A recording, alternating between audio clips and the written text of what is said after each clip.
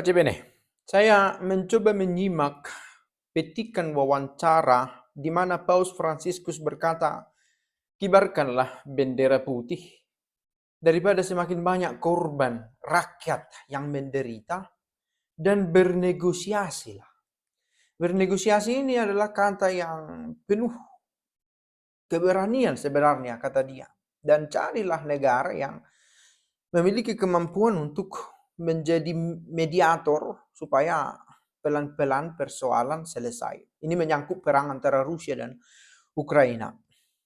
Oke, isu ini memang benar-benar panas. Di Eropa sendiri terasa efeknya, bahkan itu ke hal yang sangat praktis. Harga bensin, harga listrik, air, itu berpengaruh juga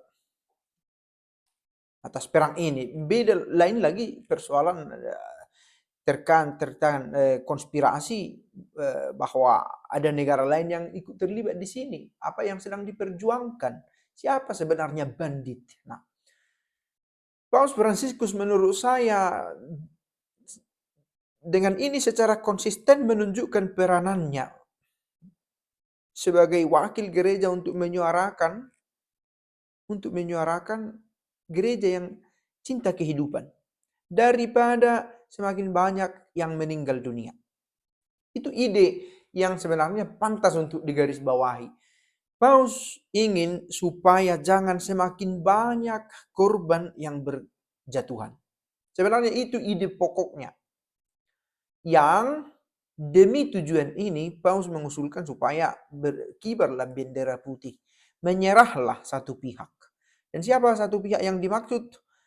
Orang dengan sendirinya kita berpikir tentang Ukraina yang sebagai kekuatan militer lebih lemah daripada Rusia sendiri. Dan banyak orang yang tidak setuju tentang ini. Nah, orang memusatkan perhatian pada cara yang Paus tawarkan untuk menyelesaikan perang yang memakan banyak korban jiwa. Sekali lagi, orang mengkritik cara, saran yang diusulkan oleh Paus Fransiskus untuk menyelesaikan terbunuhnya, meninggalnya semakin banyak rakyat sipil.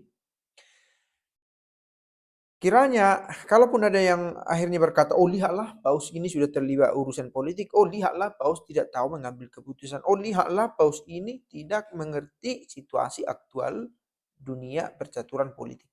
Orang bisa berkata begitu, tetapi kiranya jangan hilang nilai yang dibela oleh Paus. Saya pikir butuh juga sebuah keberanian untuk sanggup mengambil keputusan untuk mengatakan itu, bahwa dia tidak ingin lebih banyak orang mati. Ada orang berkata, dan masuk akal, bagaimana mungkin di dunia yang sedemikian maju peradaban, bahkan di Eropa ini, masih terjadi tembak-menembak, menghabisi nyawa, sedemikian brutal, dan itu menunjukkan sisi keliaran dari kemanusiaan kita. Dan boleh jadi ini sebuah kemunduran dalam kemanusiaan, bukan boleh jadi. Memang jelas ini kemunduran dalam bidang kemanusiaan. Saya tak tahu, kita juga barangkali punya pandangan personal tentang bagaimana Paus ini telah mengambil sikap tentang percaturan politik ini ya. Atau boleh jadi juga kita tidak terlalu memusatkan perhatian pada isu ini karena selain berada jauh dari wilayah kita di Indonesia ya, juga ada sebenarnya persoalan lain yang sedang terjadi yang tidak banyak disorot. Ada yang berkata begitu, media internasional menyorot sejauh itu berpengaruh untuk dia. Sejauh itu berkenaan dengan kepentingan dia. Kemarin sampai sekarang masih dibahas tentang Israel Palestina yang ini juga satu isu yang serius untuk dibahas. Kita pun perlu juga melihat itu ya. Saya pikir bukan karena kita kurang kerjaan, tetapi orang-orang yang tertarik untuk melihat nilai hidup, kan gitu ya, bisa juga belajar banyak dari peristiwa ini. bagaimana kita mencengkeram, bagaimana kita belajar melihat dan belajar orang yang mencengkeram begitu keras kekuasaan, kekayaan, nama baik, sampai tak sanggup lagi melihat bahwa banyak orang meninggal yang tak seharusnya meninggal karena ego yang tak bisa dikalahkan.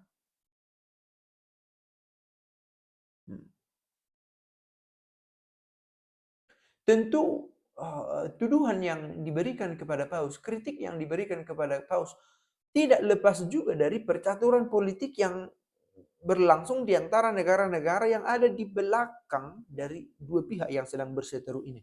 Kita tahu, mungkin kita tahu, semoga kita tahu juga bahwa perang Ukraina dan Rusia bukan semata-mata antara dua negara ini saja. Ada negara lain yang di belakang pihak-pihak ini yang juga mengambil peran, dan apakah peran ini